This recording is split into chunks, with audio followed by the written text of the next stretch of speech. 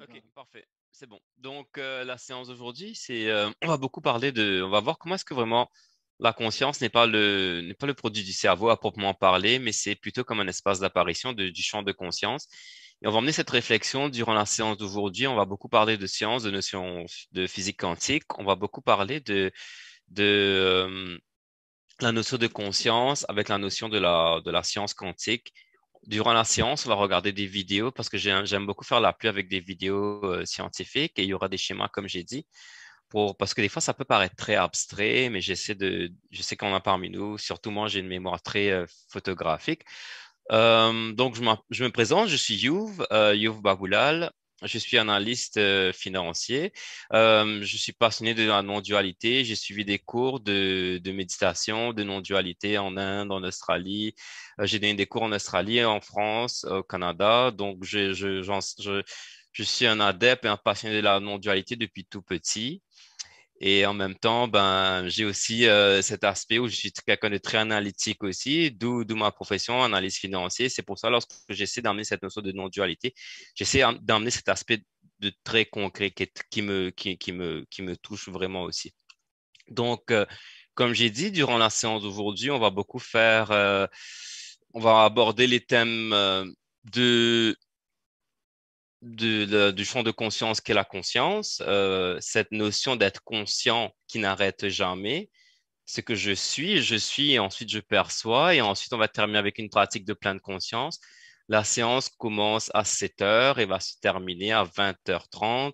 Si vous avez des questions, surtout, n'hésitez pas. Si je suis pas très clair, n'hésitez pas à m'arrêter. Le plus important, c'est que vous ayez une bonne notion et que c'est un beau partage. Et donc voilà. Et si vous avez besoin de vos lunettes aussi, parce qu'on va regarder des vidéos, les vidéos sont en anglais, le sous-titrage est en français.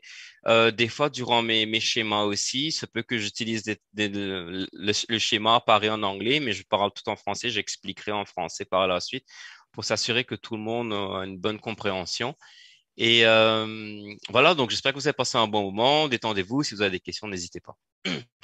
Donc, on va débuter on va faire on va parler de Dan Siegel. Je ne sais pas si vous connaissez Dan Siegel, si vous avez entendu parler de lui. C'est un chercheur clinicien de psychiatrie à la faculté de UCLA en médecine. Et il va emmener cette notion de conscience, au fait, parce que c'est quelque chose qui nous échappe, au fait, mais c'est quelque chose qui nous définit au plus profond de nous, cette conscience que nous sommes, mais nous nous identifions très souvent à notre corps, à notre corps et nous oublions cette conscience que nous sommes. Donc, on va voir durant notre quotidien, à travers cette première vidéo, comment cette notion de conscience, comment est-ce qu'elle apparaît vraiment et qu'est-ce qu'elle signifie et comment est-ce on peut se, comment est-ce qu'on peut se relater à cette notion de conscience que nous sommes tous. Donc, on va voir qu'il parle de la roue de la conscience. C'est-à-dire que si je prends ce schéma que je viens d'emmener, le hub, c'est cette conscience que nous sommes tous. Et autour nous avons un premier cercle où nous avons nos sens, euh, les cinq sens que nous avons, les activités de notre mental, parce que nous pensons tous très souvent, durant notre quotidien, nous ne sommes pas dans le moment présent, mais nous sommes dans notre mental avec nos pensées. Et j'ai souvent eu cette question, ah oui, mais moi, je vis dans mon mental. Oui, nous vivons dans notre mental, nous sommes conscients de notre mental. Mais quel est cet élément qui connaît, qui reconnaît le mental? C'est cette conscience que je suis. Parce que depuis tout le temps, cette notion du jeu que je suis, ben, j'ai grandi, j'aime, je n'aime pas, je connais, je reconnais. Cet élément qui reste tout le temps, c'est ce jeu, c'est cette conscience, c'est la porte qui ouvre à cette conscience que je suis. C'est ce jeu qui est conscient de mes pensées. C'est ce jeu qui est conscient de mes émotions. C'est ce jeu qui est qui perçoit le monde de perception. Donc, au centre, il y a la conscience que nous sommes et tout autour et tout autour apparaissent les activités relatives à notre quotidien. On va regarder cette première vidéo pour amener beaucoup plus de concret et ensuite on va développer par la suite.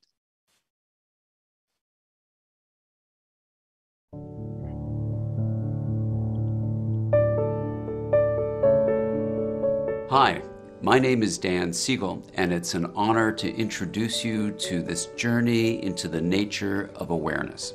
And what we'll do in this exploration is discover that in our experience of consciousness, we actually have two levels of reality we become aware of. One is something you're very familiar with, perhaps. It's the large object reality that Sir Isaac Newton actually studied and found that he could come up with laws to predict, for example, how the large planets that circle the sun move, and he could calculate their locations. But we also have another reality that we now know about in the last 100 years called quantum reality that is absolutely demonstrated by science to be real. It just exists most prominently when things are smaller than these large objects, not only planets, but a bicycle or your body. These smaller levels of reality are all about energy flow, and they're more about probabilities rather than certainties. We're all born in these large bodies. We have a large body existence. We can learn directly that when we drop something, it falls down. We know about gravity from experience. And yet in the last 100 years, quantum properties, these properties of probability, the importance of observation or consciousness possibly, the idea of time not existing as we know it, having a directionality of change, or even space separating things out.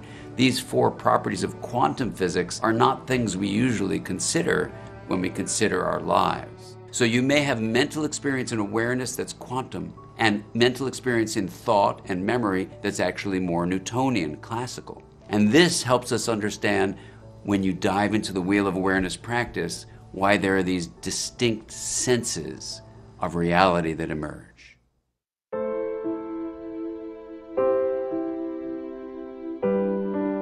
The whole point of the Wheel of Awareness is to help you both deeply understand your mind, but also integrate consciousness and create more well-being in your life. Now, the wheel was something basically that emerged with bringing two ideas together. One was the notion that integration, which is things being different and then linked, was the basis of well-being. And the second notion was that consciousness was needed for change. Imagine that the knowing of consciousness, the experience of being aware, could be represented in this central hub, and then the outer rim would be the differentiated knowns, for example, what you see or hear or smell or taste or touch, or what you feel inside your body as a sensation, or what you might have as emotions or thoughts or memories, your mental activities. And then even a fourth aspect, a fourth segment on the rim, if you will, that represented our sense of connection to other people and the larger planet. Now, with this view, we could take a spoke of attention and systematically move it around this metaphoric wheel of awareness. And people started having improvements with a reduction in anxiety, depression, and post-traumatic symptoms. They started feeling enlivened. And as I taught it to students of mine, other therapists, I wondered about how the wheel practice might illuminate this new way of understanding the world.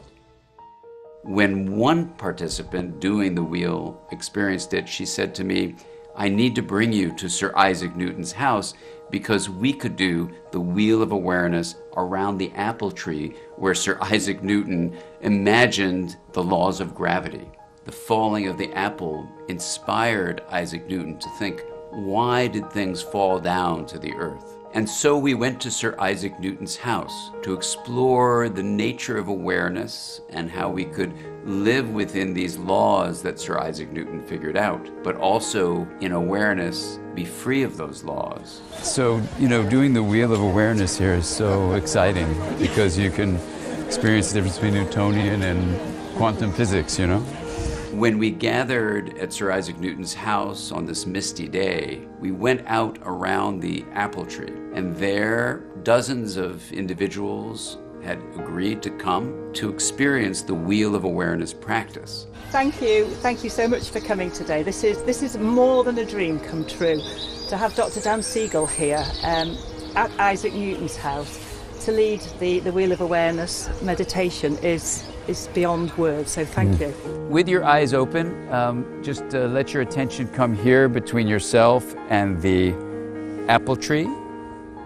And let's begin by sending a spoke of attention from the hub now out to the rim, and you've let the breath go, and let sound fill awareness as we focus on the sensation of hearing.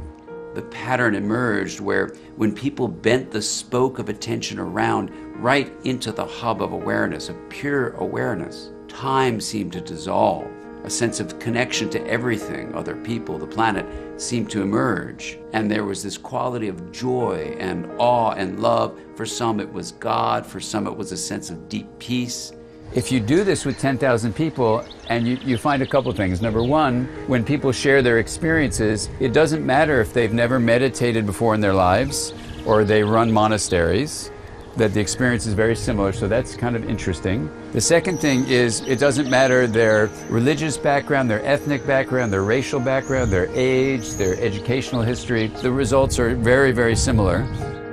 If we can help young people, students in school, people going out into the world for the first time, to access this plane of possibility, to learn to live and love and lead from the plane, then we'll create a more interconnected world of compassion and kindness. And that is something we can all work on together. OK. Donc, la vidéo était un petit peu longue, mais c'était quand même important parce que ça nous permet de comprendre qu'on est tous concernés. Et ça nous définit tous. Donc, si on ramène le schéma juste avant, au centre, il y a cette notion d'être conscient, cette conscience que je suis qui nous échappe tout le temps, au fait, et qu'on prend très souvent pour acquis. Mais si je prends mon quotidien et je regarde, j'ai beaucoup de pensées qui arrivent, j'ai des sensations qui arrivent et qui disparaissent, tout apparaît et disparaît. Mais quelle est cette notion qui est toujours là? Parce que si je prends depuis ce matin jusqu'à maintenant, quelle est cette partie de moi qui est toujours là? Et cette notion d'être conscient. Je suis depuis ce matin, même depuis hier, depuis avant-hier, c'est cette notion d'être conscient qui perdure dans cette notion du temps, si on peut le parler, si on peut le dire. Parce qu'autour de nous, oui, nous sommes dans le monde de l'art néoclassique, de la science newtonienne, mais quand on va dans l'infiniment petit, quand nous descendons, oui, nous voyons notre corps. Dans notre corps, quand je vais au plus profond, j'ai des tissus, j'ai des molécules, je vais beaucoup plus profond, j'ai des atomes, je vais encore plus profond, j'ai des électrons, et je vais encore dans le plus profond, j'ai de l'énergie. Et lorsque j'arrive au niveau des électrons, comme on a pu le comprendre, ça n'obéit plus à la même loi, au fait. Et cette notion de conscience que je suis, malgré que toute la masse corporelle, notre corps, les pensées, les sensations, malgré que tout apparaît et disparaît, seule cette conscience que je suis demeure éternellement, en fait. Donc, la première étape est de vraiment reconnaître que cet élément qui connaît chacune de mes pensées, en ce moment même, lorsque je vous parle, cet élément qui reconnaît, qui perçoit ces mots, qui entend ce qui se passe, la sensation de mon corps. Parce que même mon corps, lorsque je m'assois en ce moment, je ressens le poids de mon corps. Mais le poids de mon corps est une sensation. Cette conscience que je suis reconnaît cette sensation. Lorsque j'entends une sonorité, c'est à travers cette notion où je la reconnais, c'est cette conscience qui reconnaît. Lorsque j'ai des pensées qui arrivent, quelles que soient les pensées, chaque pensée apparaît et c'est cette conscience que je suis, ce jeu qui est toujours, qui reconnaît cette pensée. Donc, depuis tout petit, la seule notion qui demeure tout le temps avec moi, c'est cette notion d'être conscient. Je connais mes pensées, je connais mes émotions, mais je ne suis pas mes pensées, je ne suis pas mes émotions. Je suis tout simplement conscient de mes pensées. Je suis tout simplement conscient de mes émotions. Je suis tout simplement conscient de la sensation même de mon corps. Parce que si je réfléchis juste je prends un petit recul et je me dis, ben, les pensées que j'avais hier, ce ne sont plus les mêmes. Les émotions que j'avais hier ne sont plus les mêmes. Les pensées que j'avais l'année dernière ne sont plus les mêmes. Mais quel est cet élément qui est tout le temps là? Parce que chaque chose apparaît et disparaît, mais même en physique, s'il y a un mouvement, seulement un élément statique peut reconnaître le mouvement. Et cet élément statique qui reconnaît, c'est cette conscience que je suis. C'est cette conscience qui est toujours là, au fait. Donc, je perçois ce monde parce que oui, lorsque je regarde le monde, ben, je vois les objets de perception. Pourquoi est-ce que je parle de la notion de perception? Parce que j'ai 5 sens. Si j'avais 6 sens, ben, la perception du monde que j'aurais aurait été une perception encore plus évoluée. Donc, le monde que je perçois, le monde que nous percevons est une perception. Nous avons une perception du monde. Maintenant, comme j'ai dit, au niveau de la science newtonienne, parce que les masses de chaque objet sont élevées, je vois les objets devant moi, mais lorsque je vais au plus profond de l'objet en question, j'arrive à un point où il y a seulement l'énergie qui est là. Et lorsque j'arrive à cette notion où il y a seulement de l'énergie, le problème, c'est que mon mental est limité lui-même limité. Et il y a comme, si je prends la notion de la chaleur, par exemple, nous définissons cela comme chaleur, alors que c'est parce que c'est la limitation de mon mental qui m'empêche de voir que ce serait une friction entre des particules. Mais moi, je n'arrive pas à comprendre cette friction entre particules et je dénomine cela chaleur. Ce qui veut donc dire que le monde que je perçois est une perception à cause de la limitation de mon mental, parce que je n'arrive pas à voir la réalité telle qu'elle, parce que je ne suis pas équipé et je n'arrive pas à voir l'exactitude de ce que j'arrive à percevoir, d'où cette notion de perception. Donc, je perçois le monde de perception, mais lorsque je reconnais que le je que je suis, ce que je suis, oui, je suis Youve, je suis ce corps, je suis je suis ce corps. Je reconnais que le je suis, tout d'abord, avant même de reconnaître la pensée, il doit se connaître lui-même. Parce que, de manière simple, avant de reconnaître que j'ai une pensée, je suis conscient que j'ai une pensée. Si je suis conscient que j'ai une pensée, je dois être conscient d'être conscient avant. Ça veut dire que la seule notion qui depuis toujours est tout le temps là, c'est cette notion d'être d'être conscient. Et petit à petit, j'arrive à prendre du recul. C'est comme un oignon. Je m'identifie tout d'abord à l'oignon. Et puis, lorsque j'enlève la première couche, je me dis, ah ben finalement, je ne suis pas mes pensées. Je ne suis pas mes émotions. Parce que tout apparaît et disparaît. Je ne suis pas mon corps. Je suis mon corps, mais je ne suis pas encore arrivé à la fin. J'enlève une prochaine couche et plus j'enlève des couches, j'arrive à je suis tout simplement. Et lorsque je suis tout simplement, je suis celui qui perçoit. On va illustrer cela avec un schéma par la suite. Donc, je suis celui qui connaît toute chose qui est connue. Je connais mes pensées, je connais mes émotions, je reconnais mon corps. Depuis tout le temps, on dit, ben, j'aime cela, j'ai été petit. Donc, le corps, il vieillit. Pourquoi est-ce que la notion du corps vieillit? Parce que de manière scientifique, c'est à cause de la loi en anglais, c'est le second law of thermodynamics, qui est la notion de la chaleur, au fait. C'est cette notion de chaleur qui fait qu'il y a un changement dans le temps qui perdure. C'est grâce à la notion de la deuxième loi de la thermodynamics qui dit qu'il y a un changement parce que chaque élément de notre corps vieillit, et ce qui veut dire que mon corps, il vieillit, mais je suis cette conscience qui observe mon corps vieillir. Je suis cette conscience qui a observé mon corps grandir. C'est pas une conscience qui est farfelue. C'est cette même notion de conscience actuellement qui entend les mots que je parle, qui entend tout ce qui se passe. Donc, je suis celui qui est the experiencer de chaque expérience de la vie, que ce soit mes pensées, que ce soit mes émotions, que ce soit les sensations. Je suis celui, cet élément de conscience qui expérimente chaque expérience de la vie, chacune de mes expériences de la vie. Je suis celui qui observe l'observateur de celui qui est observé. Qu'est-ce que ça veut dire? De manière très simple, comme j'ai dit,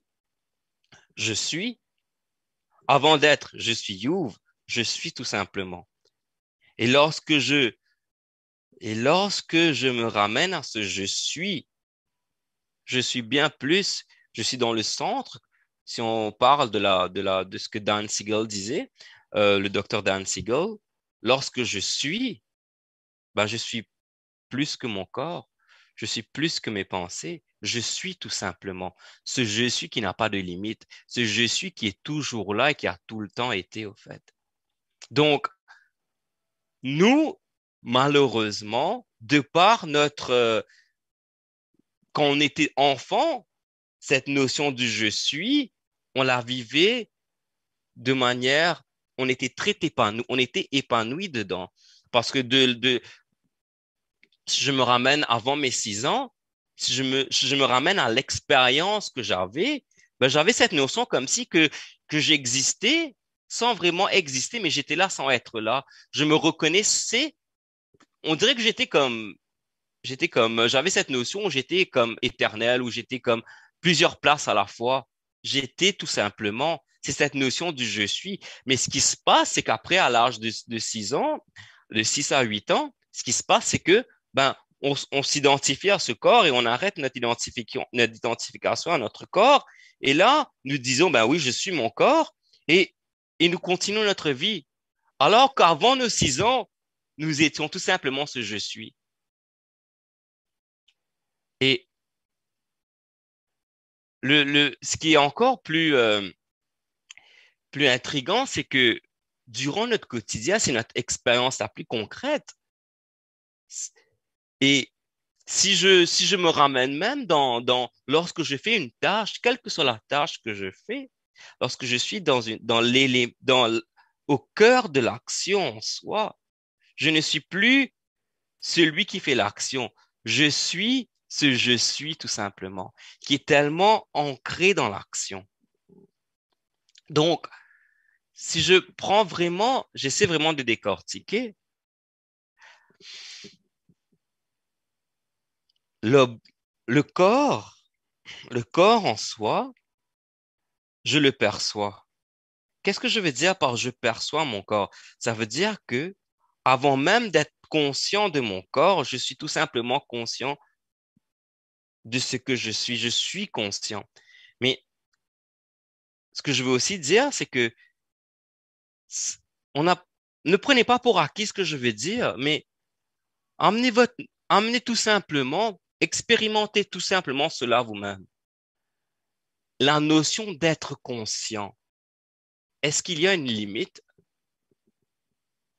Est-ce que lorsque vous vous ramenez à cette conscience où je suis conscient, est-ce qu'il y a une limite? Est-ce que ce je suis conscient, est-ce qu'il a une forme? Est-ce qu'il a une couleur? Est-ce qu'il a une frontière? Est-ce qu'il est un homme? Est-ce qu'il est une femme? Il est tout simplement. Donc, je suis tout simplement.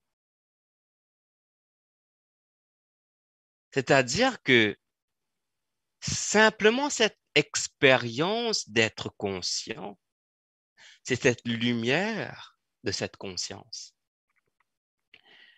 Même lorsque je vais dormir le soir, mon corps il est allongé sur le lit. Mon corps est reposé. Ma conscience, c'est elle qui expérimente le rêve. Ça veut dire que, alors que nous, ce que nous croyons, c'est que le corps expérimente le rêve. Mais le corps, il est allongé sur le lit. C'est cette conscience, tout simplement, qui expérimente le rêve. Donc, tout est activité de cette conscience que je suis. Maintenant, ce je suis, lorsque je suis conscient, et vous êtes conscient en ce moment, vous, et moi, je suis conscient, est-ce que cette notion d'être conscient n'est pas la même pour vous et pour moi? Nous avons la même notion d'être conscient. On est tous conscients. Vous êtes conscient, je suis conscient. Cette notion d'être conscient, elle est la même pour nous. Donc, si elle est la même pour nous, ça veut donc dire, de manière très concrète, que dans notre notion d'être conscient est similaire à nous tous. Et ensuite, nous sommes conscients de notre corps, nous sommes conscients de notre personnalité, nous sommes conscients de notre vie. Mais lorsque je suis dans cette notion d'être conscient, en sciences quantiques, je suis dans l'infiniment petit. C'est l'activité de cette conscience. Et ensuite, on va voir avec une prochaine vidéo que lorsque je passe de l'infiniment petit où je suis et la masse corporelle de chaque objet augmente, je passe de la notion de la science physique, la science quantique, qui est l'infiniment petit, où lorsque je suis dans l'infiniment petit, il n'y a plus la notion du temps. Pourquoi il n'y a plus la notion du temps? Parce que la notion du temps, elle se définit par, comme je l'ai dit, par la loi de la second law of thermodynamics, qui dit que le futur est différent, le présent est différent du passé parce qu'il y a un élément de chaleur. Par exemple, si je prends un œuf et j'éclate l'œuf, lorsque j'ai éclaté l'œuf, je fais une omelette, ben, la notion de, lorsque j'ai éclaté l'œuf, il y a une notion de chaleur qui s'est manifestée et je ne peux pas retourner en arrière. Je ne peux pas passer de l'omelette à l'œuf.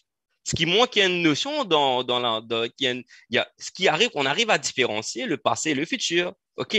Ça, c'est quand je suis dans la notion de la masse, lorsque la masse était élevée.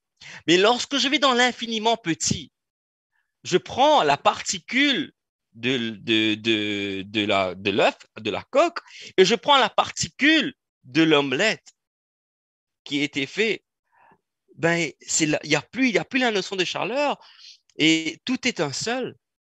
Ce qui veut donc dire que lorsque je vais dans l'infiniment petit, je me rapproche à cette conscience que je suis. Donc, je passe de cet état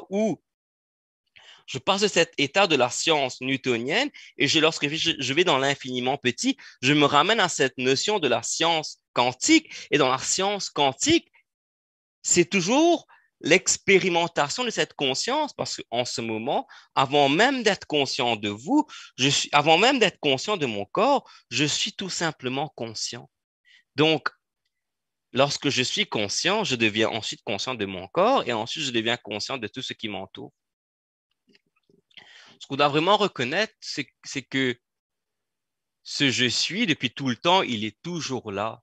Il nous a vu grandir, il voit notre corps changer. Parce que, comme j'ai dit, si on va de manière très parallèle, j'ai la notion de la science newtonienne, j'ai la notion de la science quantique lorsque je vais dans l'infiniment petit, mais l'infiniment petit et l'infiniment grand, c'est la même chose. C'est juste que nous, mon mental est limité, j'arrive pas à voir l'infiniment petit. Donc, je vois juste les objets de perception, mais lorsque je vais à la source, il n'y a qu'énergie.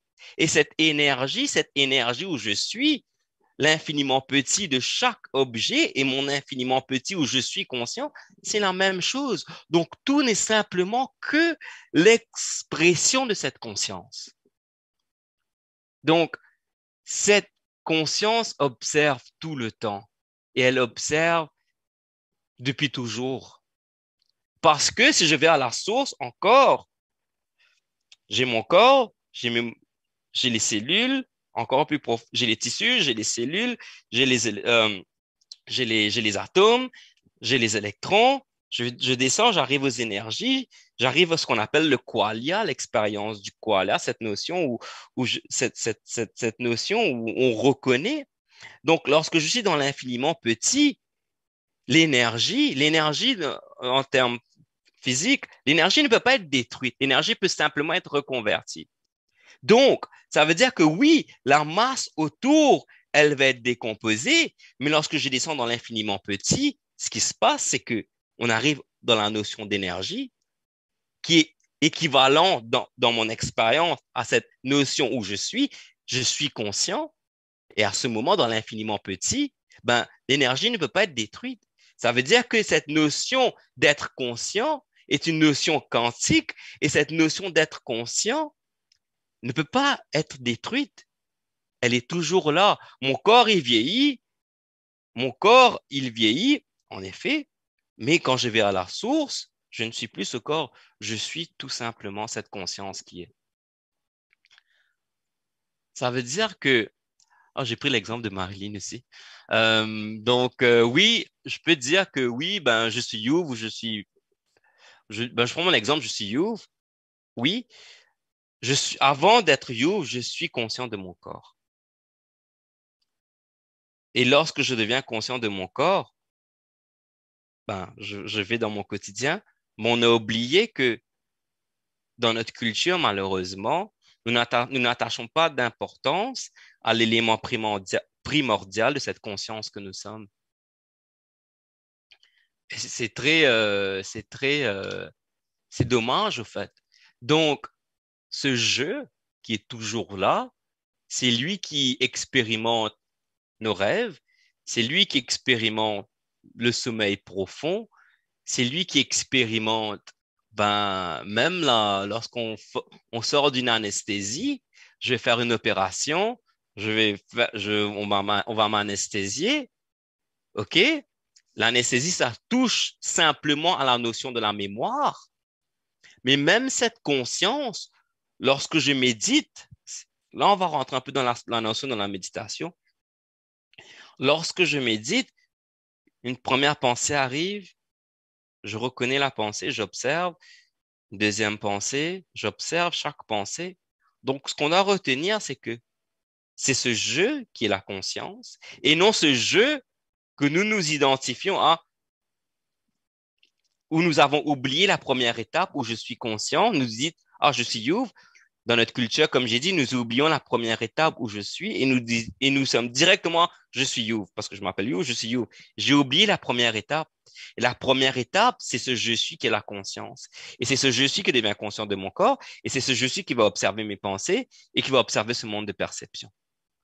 Donc, ce que je veux donc dire, c'est que tout est tout simplement activité de cette conscience. Et lorsque je fais une anesthésie, ce qui se passe, c'est que oui, ma mémoire, elle est touchée, mais lorsque je reviens de l'anesthésie, ben, comme si je revenais normalement, j'étais comme, ah oui, j'ai fait mon opération, tout était OK, et puis ben, il y a une continuité qui est toujours là. Avant et après, cette continuité qui est toujours là, ben, c'est cette conscience, en fait, qui est tout simplement. Et lorsque vous méditez, vous arrivez dans un état où vous ramenez à cette conscience où vous êtes. Et lorsque vous êtes, ben, c'est un espace qui n'a pas de profondeur. Pour une image, je vais amener un exemple au niveau d'une image, c'est comme j'ai une télévision, j'ai l'écran. L'écran, c'est le je suis. Et l'image, lorsque le film il commence, l'image, elle roule sur l'écran. Mais l'écran, c'est sur cet espace où tout apparaît. Mais très souvent, nous nous identifions à l'image au lieu de nous identifier à l'écran. Ou même si lorsque je regarde un film, le personnage, le personnage n'est pas l'acteur. L'acteur, il joue le rôle. Similairement, Youv, il est l'expression de cette conscience mais qui est observée par cette conscience tout simplement. Donc, la première étape, c'est de reconnaître que je suis, et la deuxième étape, c'est de reconnaître que la conscience, c'est cet espace d'apparition où tout apparaît. C'est-à-dire que je ne peux pas avoir des vagues sans l'océan. Je ne peux pas avoir des nuages sans un ciel. Je ne peux pas avoir, j'ai besoin d'un moyen d'expression. Donc, je ne peux pas avoir ce monde sans la conscience. Je ne peux pas avoir un rêve sans l'espace de mon mental. Donc, tout est expression de cette conscience, cet état qui est tout simplement. Donc, si je prends par exemple Hitler, Einstein, je prends n'importe qui, la notion d'être conscient et leur notion en nous d'être conscient, c'est la même notion. Ils sont autant conscients lorsqu'Hitler, il est conscient de son environnement et moi, je suis conscient de mon environnement. Nous avons la même notion d'être conscient. Donc, est-ce que vous avez des questions? Parce que je parle beaucoup. Peut-être que c'est pas clair. N'hésitez pas. Il faut que je continue. Peut-être que c'est pas plaisant aussi. Et n'hésitez pas. Si ça résonne pas. Moi, je peux juste essayer d'expliquer un peu plus en détail. Si on va regarder d'autres vidéos, j'en ai des schémas pour essayer de clarifier aussi. Donc, c'est pour ça, lorsque je parle je fais référence à la science. Si je parle de Max Planck, qui est un des pères de la physique quantique, il dit que pour lui, la conscience est fondamentale. C'est-à-dire que tout le monde de la matière, qui est un monde où les masses sont élevées, tout dérive de l'infiniment petit et tout dérive de cette conscience, en fait. C'est-à-dire que tout est expression de cette conscience.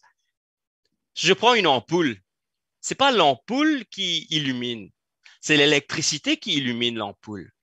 Donc, quels que soient les objets de perception, je prends l'ampoule, c'est l'électricité qui traverse et qui illumine l'ampoule. Similairement à mon corps, c'est cette notion d'être conscient qui illumine ce corps. Mais malheureusement, nous nous identifions à ce corps qui est illuminé au lieu de s'identifier à cette lumière que je suis, à cette notion d'être conscient tout simplement.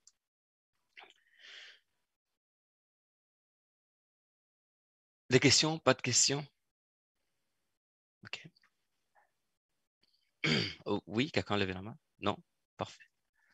Est-ce que ça... OK.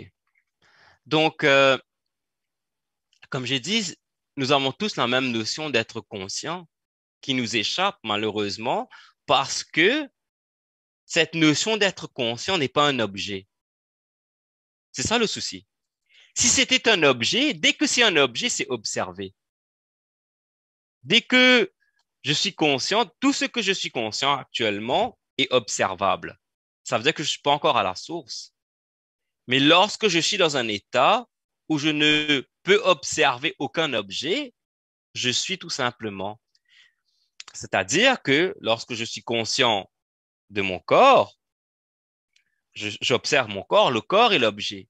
Mais la conscience d'être conscient est le sujet qui observe le corps.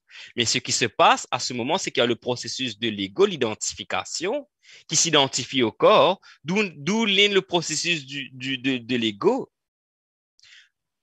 Mais à la source, c'est le je suis conscient, qui n'est pas un objet.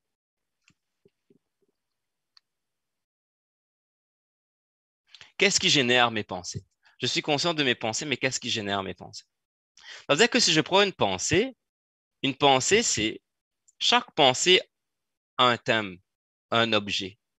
Je pense la famille, la notion de famille, une bouteille d'eau, la bouteille. Donc, chaque pensée a un objet ou un thème. D'accord. Maintenant, comme j'ai dit, c'est qui reconnaît la pensée? C'est la conscience. Ça veut dire de manière mathématique, je ramène une équation, je dirais que la pensée, c'est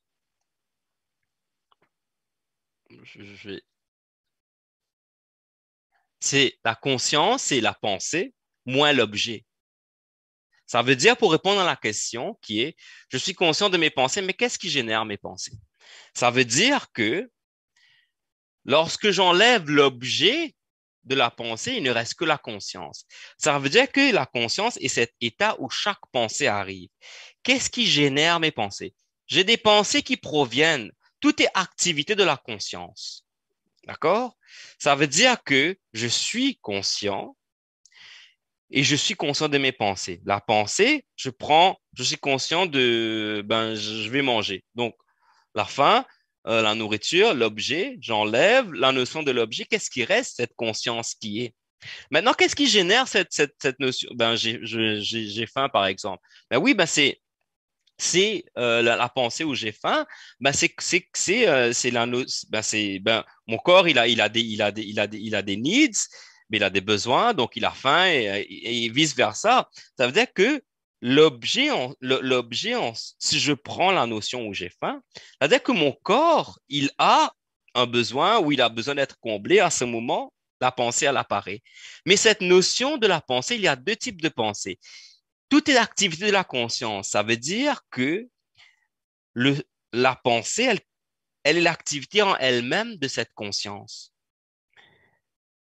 Mais maintenant, étant donné que moi, je ne me reconnais pas en tant que cette conscience, mais je me reconnais en tant que ma personnalité, en tant que mon ego, ça veut dire que j'aurai des pensées qui vont émaner de cette notion d'ego et j'aurai des pensées qui vont émaner de la notion où je suis cet amour, en fait, où je suis tout simplement conscient. Donc, j'ai deux types de pensées. J'ai des pensées qui émanent de l'entité séparée de mon ego, où très souvent, l'ego, il va avoir tendance à soit se protéger, soit attaquer, parce qu'en même temps, ça fait pas très longtemps, si on fait référence, qu'on n'était pas très longtemps des primates. Donc, nous sommes aussi régis par nos mécanismes de défense, notre instinct, parce que lorsque nous étions des primates, ce qui se passe, c'est que notre cerveau, il a été conditionné soit pour se défendre, soit pour attaquer. Et s'il va se défendre, j'ai des mécanismes de défense qui vont me protéger. Ou si je vais attaquer, j'ai des mécanismes de défense qui vont me faire que je vais attaquer. Ce qui se passe, c'est que je m'identifie encore à mon instinct animal et j'aurai des pensées qui vont générer de ça. Mais j'ai aussi des pensées qui proviennent de la conscience que je suis, de la profondeur que je suis. Donc, si j'ai des pensées qui émanent de mon entité séparée, très souvent, ce sont des pensées illusoires. Mais lorsque je me ramène à la qu'est-ce que je veux dire par pensée illusoire? C'est comme, ah oui, ben, je me sens seul, je suis seul, je me sens seul, je vais pas bien. Alors que c'est une pensée qui ne s'identifie pas à la profondeur que je suis. Parce que je ne suis pas tout simplement, je ne suis pas ce corps, cette identité, cet ego, je suis cette conscience. Et lorsque je me reconnais à travers cette conscience que je suis, ben, il y a des pensées qui proviennent de cette profondeur que je suis qui est des pensées d'amour et il y a des pensées qui proviennent de cette identité que je crois être. Donc, pour répondre à la question, il y a des pensées. Voilà, donc ça dépend à quoi je m'identifie. Mais tout est vraiment activité de la conscience, en fait. Est-ce que ça répond à la question? J'espère. Sinon, n'hésitez pas. Donc, comme je racontais une petite histoire, c'est que attends, la conscience peut observer les pensées de l'ego. Comment reconnaître les pensées de la conscience? Ben oui, très facile. Qui est celui qui est conscient de la question est la conscience peut observer les pensées de l'ego, mais comment reconnaître les pensées de la conscience? OK, ben qu'est-ce qui est conscient des pensées? C'est ce jeu. Qu'est-ce qui est conscient des pensées? C'est moi? Moi, je suis quoi? Ben, je suis cette conscience. Mais c'est ça, donc qu'est-ce qui reconnaît chaque pensée?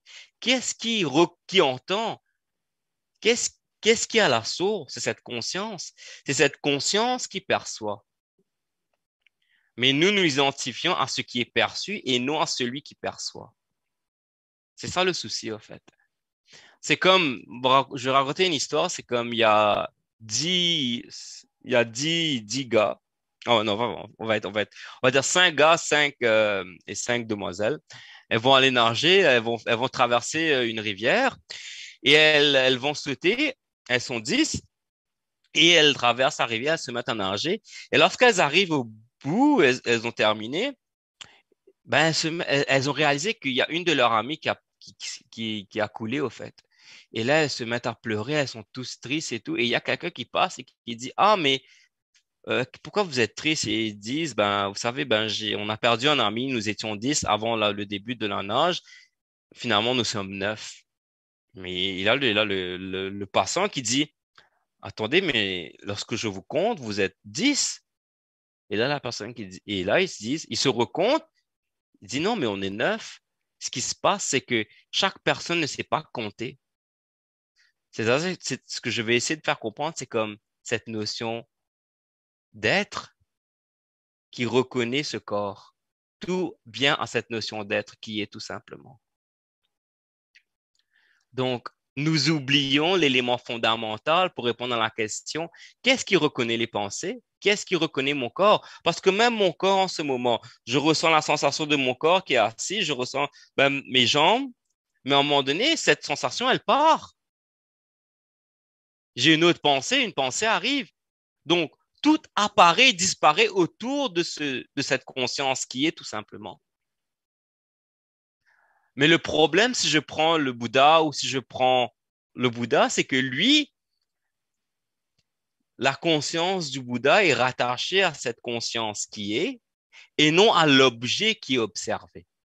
Alors que nous nous identifions aux objets comme le corps, l'ego, le mental. Tout ça sont des objets qui sont observés par cette conscience qui est tout simplement. Donc, tout le monde a la même notion d'être conscient. Cette notion d'être conscient, c'est ça. Lorsqu'on va méditer ensemble, vous allez voir que tout se ramène tout simplement à cette essence qui est. On va regarder une vidéo.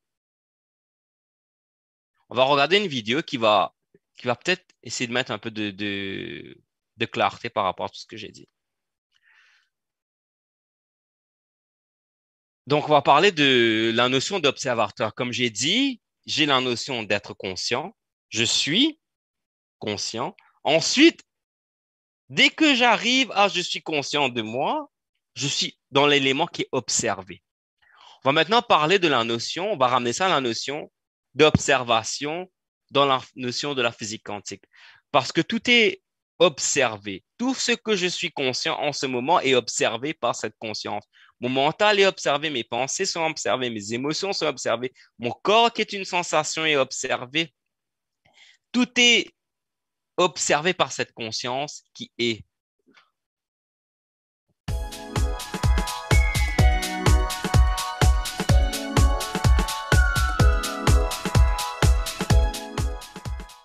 Bonjour, c'est Eric Cordier de JeBoost.com. Quel rapport entre la vie que je vis tous les jours et la physique quantique? Je vais vous expliquer, mais en attendant, si vous n'avez pas vu mes précédentes vidéos, voici un résumé rapide de la plus étonnante expérience scientifique. Quand on mesure ou quand vous regardez une particule de matière, elle est bien présente. C'est votre vie au quotidien, c'est la matière que vous voyez. Quand on se détourne d'une particule de matière, s'il n'y a personne pour l'observer, elle se transforme en onde, c'est-à-dire en pure potentialité. Elle n'existe plus, elle est noyée, elle est partout en même temps. Et enfin, si vous regardez de nouveau, hop, la particule de matière réapparaît. C'est complètement fou, personne n'y comprend rien, mais c'est comme ça. La réalité n'est pas celle que vous voyez. Alors, la physique quantique est vraiment le reflet de la vie, même si en apparence ce n'est pas le cas, tout simplement parce que ça se passe dans le cerveau avec la conscience. Mais à quel moment de la journée vous êtes une fonction d'onde? C'est simple, quand vous êtes totalement déconnecté. C'est-à-dire quand vous dormez, par exemple, il n'existe plus de matière. Vos pensées, vos rêves partent dans tous les sens. En fait, la fonction d'onde est uniquement vos pensées, sans réalité extérieure. Vous êtes uniquement de l'information. Vos pensées sont des ondes, et l'avantage est que, contrairement à la matière, tout est souple, tout est ondulatoire. Donc, pour pouvoir transformer le monde qui vous entoure, il faut obligatoirement vous couper le plus possible de la matière et de la réalité des autres. seul moment où vous pouvez changer votre perception du monde. L'observation n'est pas spécialement la vue, hein. C'est poser la conscience sur quelque chose. Le bouddhisme avait compris ça depuis longtemps en pensant non seulement que la vie est une illusion, mais en plus qu'il faut se mettre en état de méditation pour se déconnecter de la matière et se mettre en état d'onde. Ce que nous montre la physique quantique est qu'il est très difficile de changer quand vous êtes confronté directement à la réalité extérieure. Comme vous le montre l'image, il existe différents moyens pour éviter de poser la conscience sur la réalité extérieure. L'hypnose, la méditation, la relaxation, etc. Et ensuite, quand vous revenez, vous êtes encore un peu plus différent. Que dit la physique quantique? Que vous êtes une onde, comme n'importe quelle onde radio. Vous pouvez être partout en même temps. Et c'est le meilleur moyen de communication. Vous êtes connecté à l'univers. La fonction d'onde est donc la transformation. C'est là qu'on change vraiment, car à ce stade, toutes les pensées inconscientes qui vous contrôlent sont suspendues afin de vous mettre en contact avec vos intentions, avec ce que vous êtes vraiment. Un exemple où on se détache vraiment de la matière, c'est les personnes qui ont fait des NDE.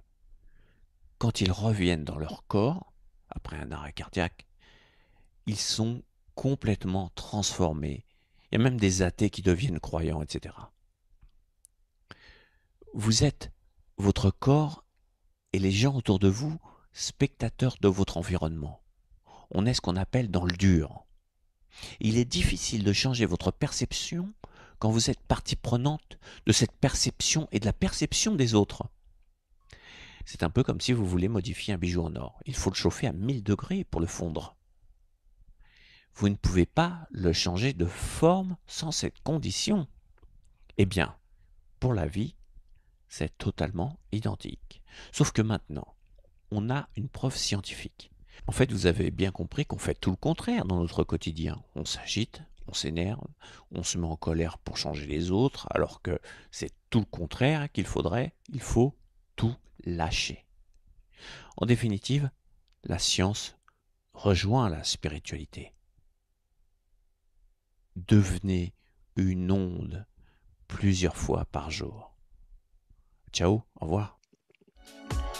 Voilà, comme j'ai dit, c'est pour ça lorsqu'on prend, juste pour illustrer ce qu'il a dit, ça s'appelle euh, des double slit experiment, les notions de la fente de Young. Si je prends des électrons, par exemple, ou des photons, en sciences quantiques, ils ont fait une expérience où je prends des particules comme des électrons et je les balance à travers une fente. Lorsque j'ai mis une caméra pour observer, ben, la fente, elle va avoir une trajectoire qui est définie. Elle agit comme une particule. Lorsque j'ai pas la caméra, elle agit comme une onde. Ça revient exactement à ce que j'ai dit.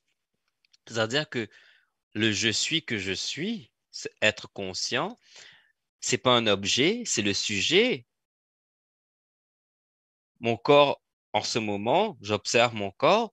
Cette conscience qui est observe à travers moi et tout ce qui est perçu par la suite est observé par cette conscience. Donc, nous, durant notre quotidien, par exemple, on s'identifie à ça.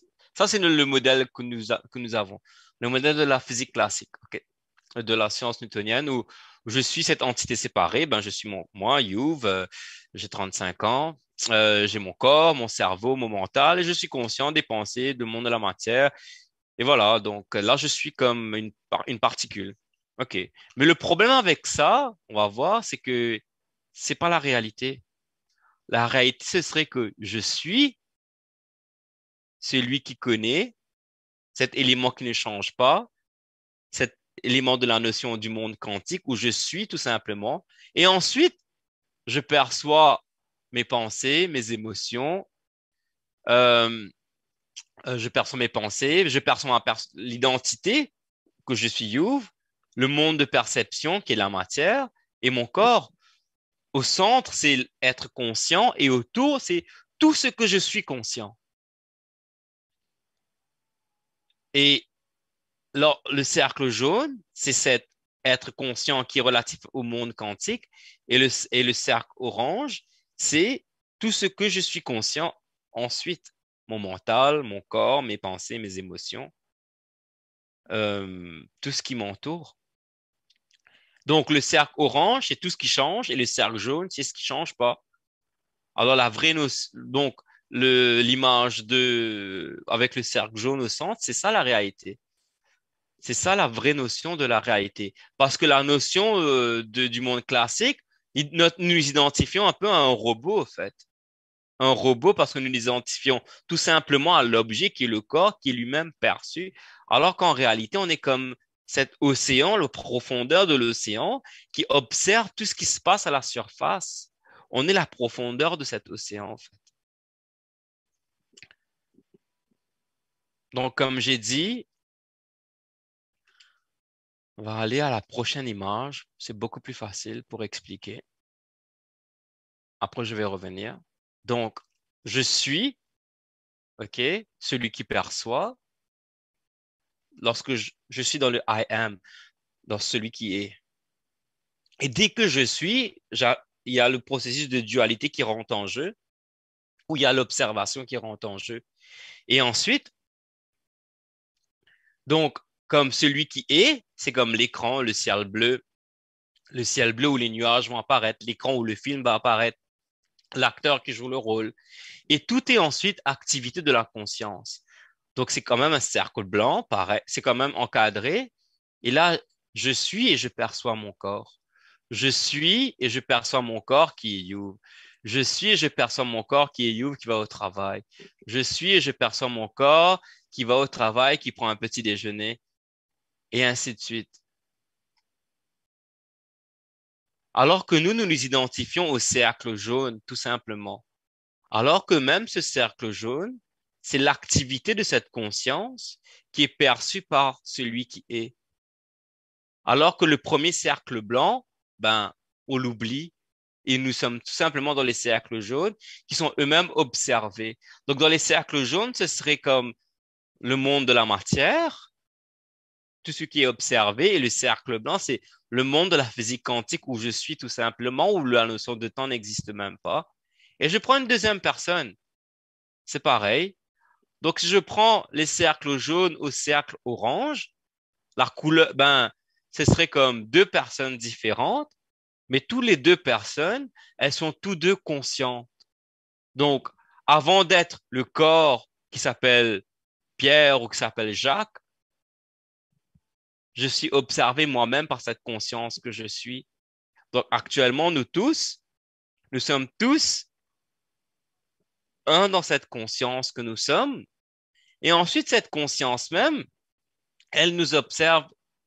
Elle observe mon corps comme elle observe l'élément où vous êtes conscient, vous observe. C'est comme dans un rêve, au fait. C'est comme, si je prends un rêve, dans un rêve, je vais rêver ce soir, je rêve que je suis, on prend, je suis près de la Statue de la Liberté. Dans mon rêve, il y a 4-5 personnes, on est tous dans la Statue de la Liberté. Mais en réalité, je ne suis pas dans le rêve. Dans mon rêve, il y a peut-être 4-5 personnes, alors qu'en réalité, moi, je suis allongé sur mon lit et je rêve. Alors qu'en réalité, il y a une seule personne qui rêve de 4-5 personnes dans le rêve. Si je ramène ça à l'état où je suis actuellement, oui, nous sommes tous différents. Nous avons tous cette même conscience qui est. Et cette même conscience qui est, elle est similaire à nous tous. C'est comme si cette même conscience qui est, pour mettre en parallèle avec le rêve, elle dormait sur le lit, et puis nous sommes tous activés de cette conscience. Est-ce que ça fait est-ce que c'est un peu plus clair avec le schéma?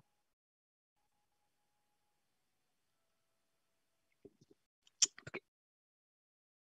Donc, voilà, c'est-à-dire que lorsqu'on est tout simplement, et lorsqu'on était enfant, on était les cercles blancs, au fait. On était tout simplement, on était tout le temps là, on observait tout le temps. Et même actuellement, je sais que beaucoup de gens me disent, oui, mais moi, je sais que je suis tout le temps dans mon mental. Ben, lorsque je suis tout le temps dans mon mental, même mon mental, il est observé. Même mon mental, il est observé. Mon mental, ce serait comme un des cercles orange ou un des cercles jaunes. Ce mental, il est observé par le cercle blanc. Et le mental, comme j'ai vu, parce que vous voulez voir, j'ai encadré chaque cercle orange ou cercle orange, chaque cercle jaune ou cercle orange par un cadre. Parce que lorsque celui qui pense que je suis tout le temps dans mon mental, ben, je suis dans les cercles orange qui est observé par cette conscience que je suis, je suis. Lorsque je fais une action, on prend n'importe quel sportif qui est dans le moment, tout simplement, qui est un avec le moment, ben, il est le cercle blanc. Lorsque deux personnes s'aiment, ils n'ont plus conscience de leur corps, ils n'ont plus notion du temps, ils sont le cercle blanc. Nous sommes l'expression de cette conscience qui se manifeste à travers l'amour, à travers la beauté, à travers la justice. Ce sont les éléments qui nous définissent où nous sommes tous un. Donc, comme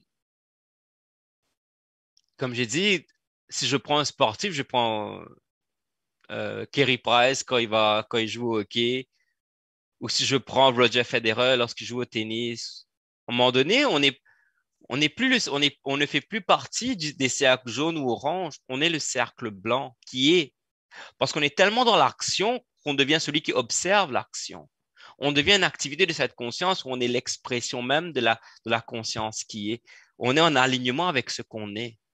Et lorsque je dis, ok, oui, ben, maintenant je deviens conscient de mes pensées, ben, je suis avec le cercle orange ou les cercles jaunes. Lorsque je me centre naturellement, je reviens à moi, je suis le cercle blanc je suis tout simplement. Et ensuite, ce qui se passe, c'est que le problème, c'est que le cercle blanc, il n'est pas observable parce que c'est à la source. Parce que ce qui est à la source, ce n'est pas observable. C'est lorsque je vais dans l'infiniment petit, je ne peux pas observer. Parce que dès que j'observe, j'arrive à un élément qui a une masse plus élevée. Processus de dualité, tout se divise. Tout se divise et il y a une masse beaucoup plus lourde qui va apparaître et ça va être observé par cette conscience qui est. Donc, la conscience est la seule chose qui est toujours là, qui a toujours été et qui est similaire à nous tous. On va regarder une petite vidéo quand même, juste pour appuyer ça par un physicien américain qui illustre ça, qui démontre que la conscience, comme j'ai dit, c'est la base, c'est l'élément essentiel qui est tout simplement. Et ensuite, on va faire une méditation. C'est un physicien américain.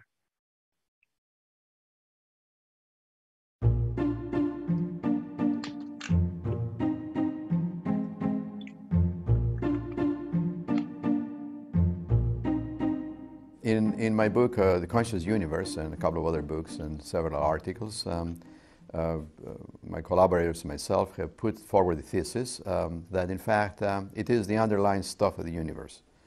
You may say it may sound extremely profound statement, but actually I think it's exceedingly simple and beautiful. And the practical aspects of what I'm referring to is that we ourselves, we never really question our existence. We know we exist. We never question our own ability to be aware of ourselves. We take it for granted. So maybe it is as simple as that those things that we take for granted are the underlying stuff of the universe. And as such, consciousness then would pre-exist or would exist outside of space and time. And you may say, well, how can that be? We are in space and time. Well, our physical bodies are in space and time. But our awareness maybe is beyond space and time. As we talk, I even pose the question that maybe we can be outside of space and time. The very fact I even posing that question, making that statement, says that something is outside of space and time. Otherwise, how would I be able to even make that statement if I was bound by space-time? So our mental abilities, the mind, let's say, is much less bound than the physical body. And of course, the mind is sort of an opening to this underlying awareness that I call consciousness. OK. Donc, ça, on va passer à la pratique. Il y a beaucoup de contenu, mais on va passer avec la pratique. Voilà. Est-ce que vous avez des questions avant qu'on passe à la méditation? Parce que j'ai beaucoup parlé, j'ai juste pris quelques questions qui ont écrit par chat. Peut-être que je suis vraiment tout seul ici, je ne sais pas. Il n'y a personne avec moi, c'est possible. Parfait. Ben, s'il n'y a pas de questions, ben, on va passer à la pratique. Vous pouvez éteindre votre caméra pour ceux qui ont vos caméras ouvertes. Donc, ce sera une méditation où vous n'avez vraiment rien à faire. Vous devez juste être là, être détendu, relâché et... petite question. Tout est parfait. Ah, merci, José. Donc, on va passer par une méditation. Donc, vous avez juste à être détendu, relâché et tout va se faire naturellement. Vous pouvez vous allonger ou vous asseoir confortablement. Je vous donne quelques minutes pour vous mettre, pour vous placer.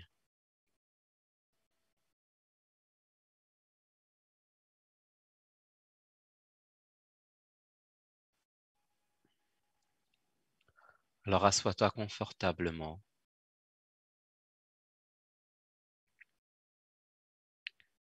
Ou si tu préfères, tu peux également t'allonger.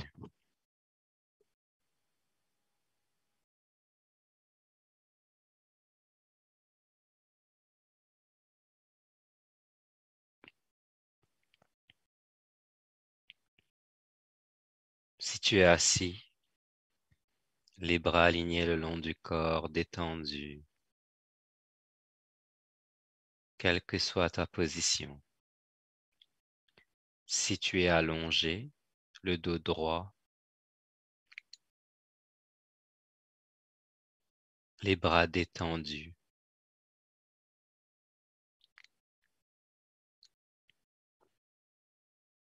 Tu inspires et tu expires lentement à ton rythme. Et quand tu te sens prêt ou prête,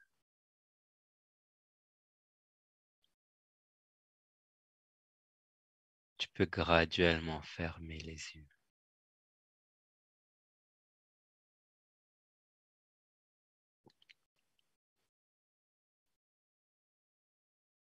Tu inspires et tu expires lentement à ton rythme.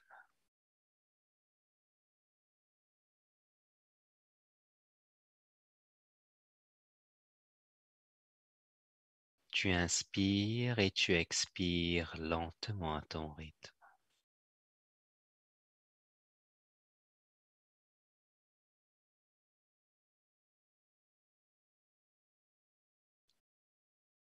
Ne force absolument rien.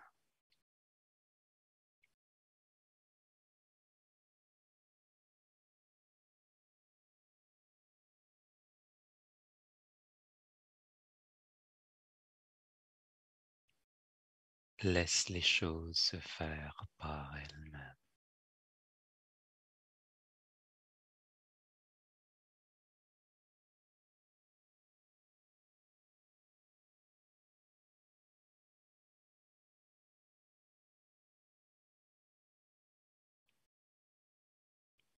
S'il y a des pensées qui te traversent, reconnais simplement.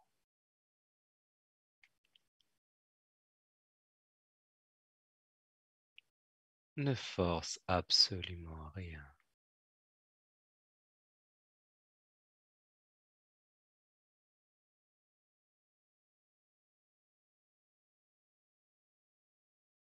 Tout apparaît et disparaît.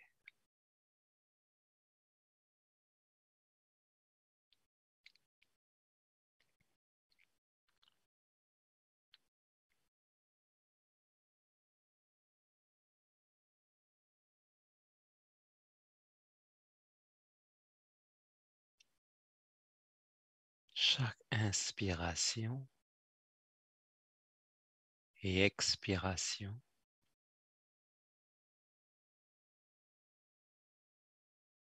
se fait naturellement.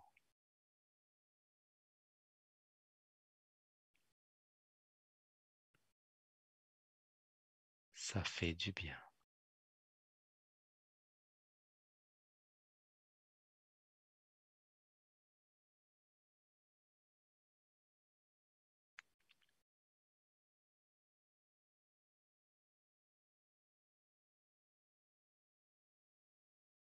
C'est ton moment à toi.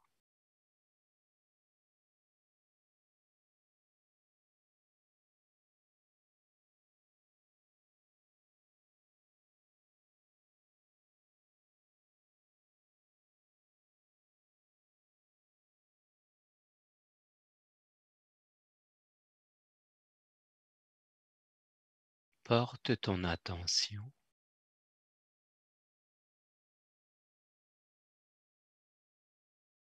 sur cette sensation de ton corps, allongé ou assis.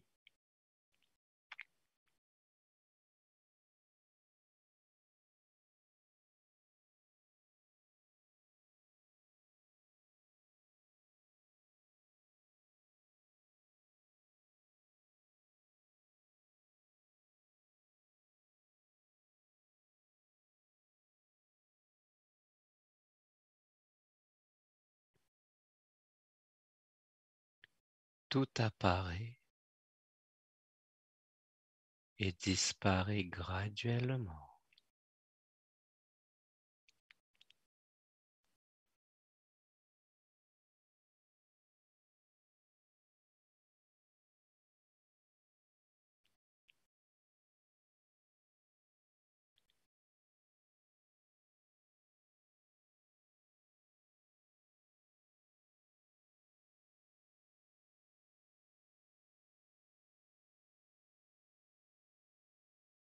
Depuis que tu es né,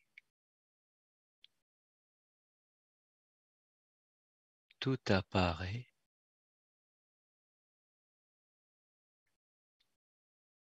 tout a apparu,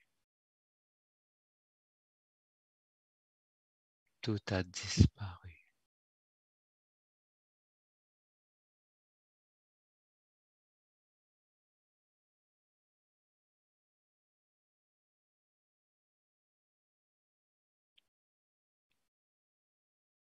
Mais toi, tu es tout simplement.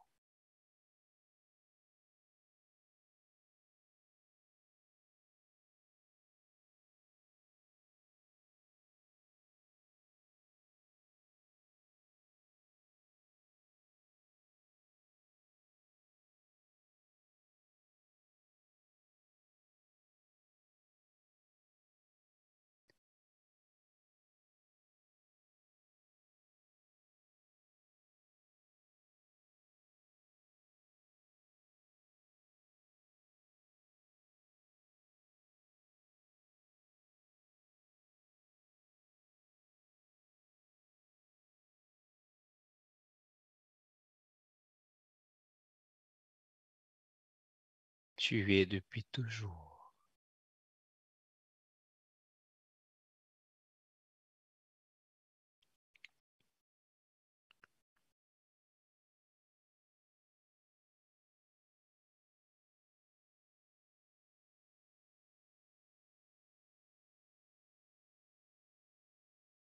Cet état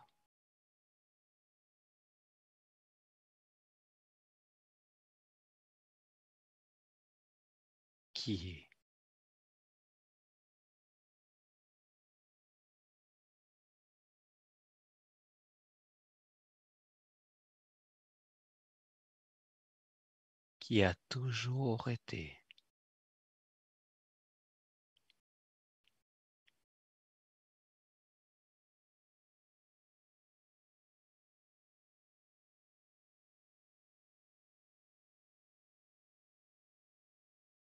qui sera toujours.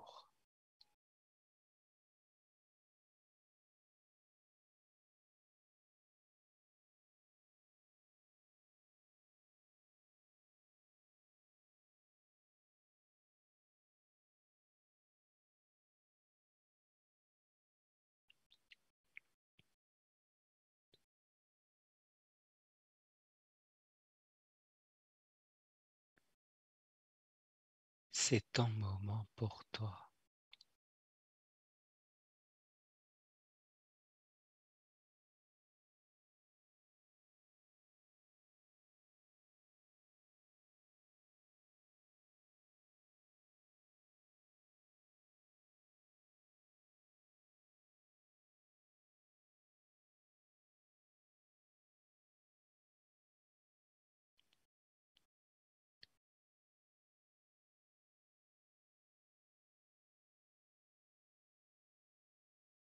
Où tu peux être avec toi.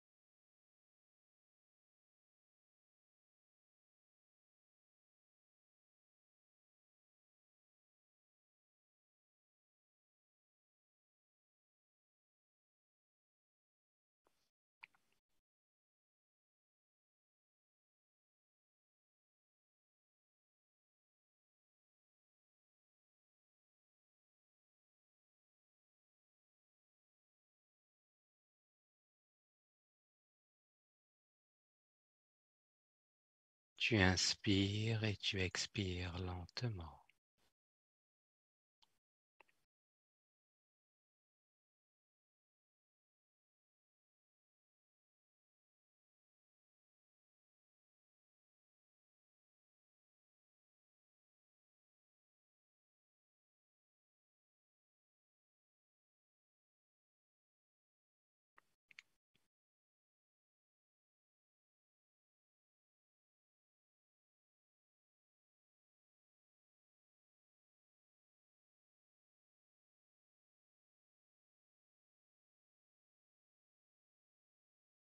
Détends-toi.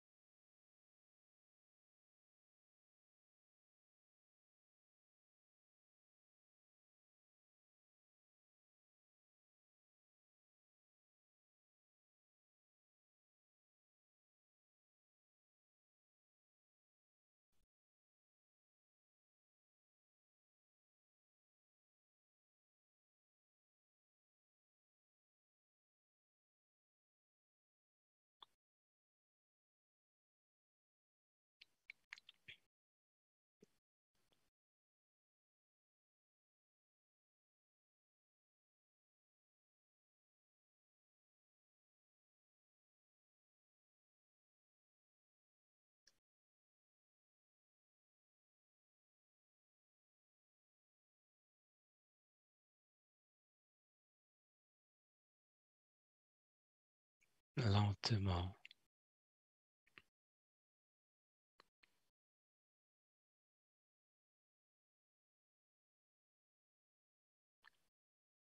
Quand tu te sens prêt ou prête,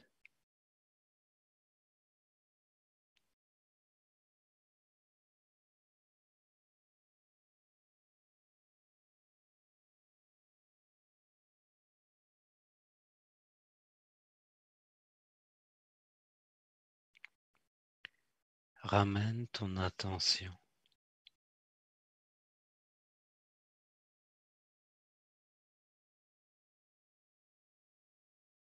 sans effort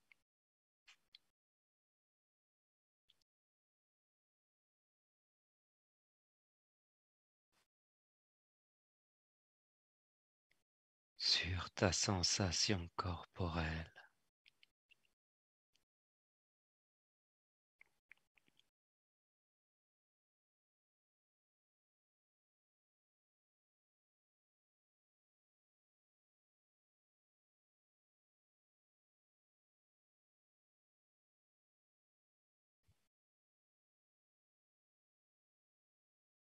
Et lentement à ton rythme.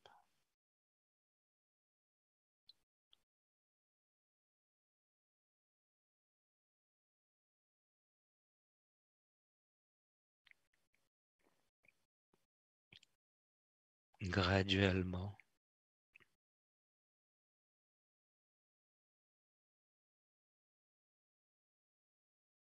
Tu peux ouvrir les yeux.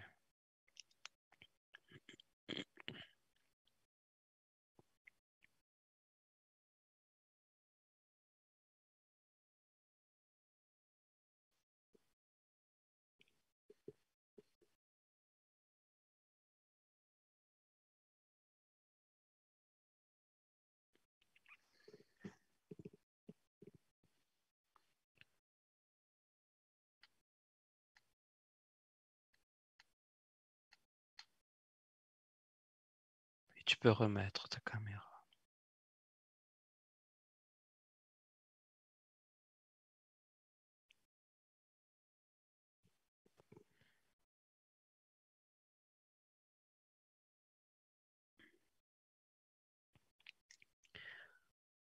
Ok.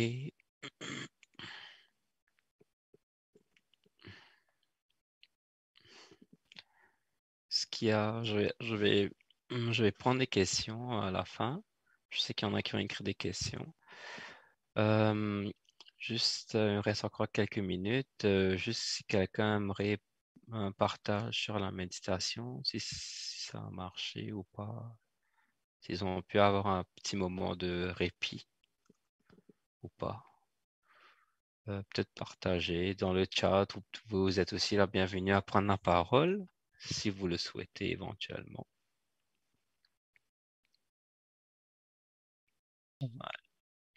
Donc, ok, ben, on est arrivé à la fin de la séance. Ben, je vous souhaite tous. Moi, si n'y a pas de questions, ben, je Ben, vais. merci beaucoup. Ah, merci Fatima. Merci. Est-ce que vous avez aimé? Bientôt. Oui, oui, oui, j'ai bien aimé comment vous avez expliqué scientifiquement. Parfait, Ouais. d'accord. Merci Merci beaucoup. beaucoup. Et merci à Merci. Jean. Merci. Merci Jean. Ouais. Donc voilà, on est arrivé à la fin. Si vous n'avez pas de, je vais Et rester je encore vais quelques minutes. envoyer le replay à tout le monde par la suite. Vous pourrez réécouter. Parfait. Super. Merci beaucoup. Bonne fin de soirée. Bonne soirée. Merci, bonne Au fin de revoir. soirée. Plaisir. À bientôt.